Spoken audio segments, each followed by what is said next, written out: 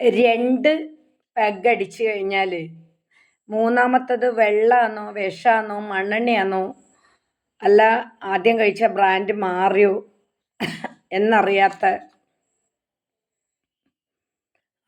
ആളുകളാണ് നമ്മളെ സമൂഹം.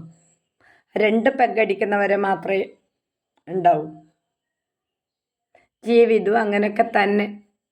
കൂടിയില്ലവന കൂടിയില്ലവള ഇത്രയൊക്കെ ഉള്ളൂ.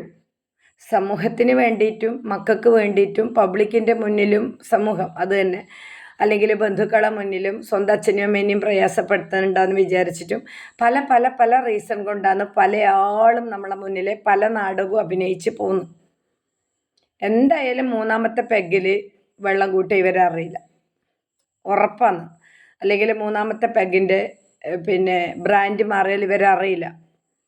പക്ഷേ 4ഉം 5ഉം പെഗ് അടിച്ചിട്ടും ഈ ബ്രാൻഡും അറിയാം, വെള്ളം ചേർത്താലും അറിയാം എന്ന് നടിച്ചിട്ടാണ് ഇച്ഛൻ്റെ വിരുത്തി ജീവിക്കുന്നത്.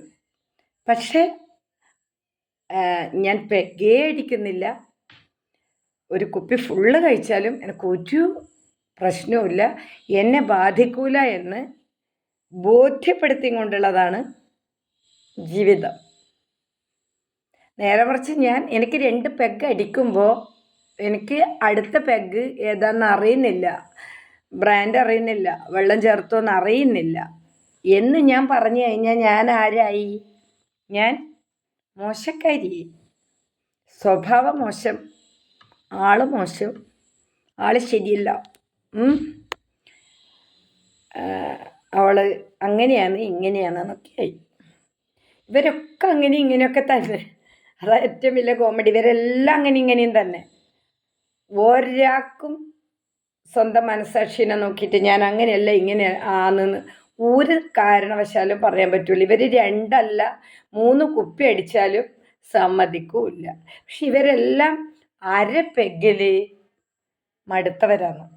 അര പെഗ് അടിച്ചപ്പോൾ മടുത്ത് ബ്രാൻഡ് ഏതാണ്, വെള്ളം ഒഴിച്ചിനോ അല്ല വേറെ എന്തോ സംഭവമാണോ ഞാൻ കഴിക്കുന്നത് എന്ന് ഒരു തിരിച്ചറിവും ഇല്ലാത്തവരെ തന്നെയാണ് മുഴുവൻ ആളും. എനിക്കറിയാം കാര്യങ്ങൾ, അതുകൊണ്ട് ഞാൻ അത്രയും ഓപ്പണപ്പായിട്ട് പറഞ്ഞു.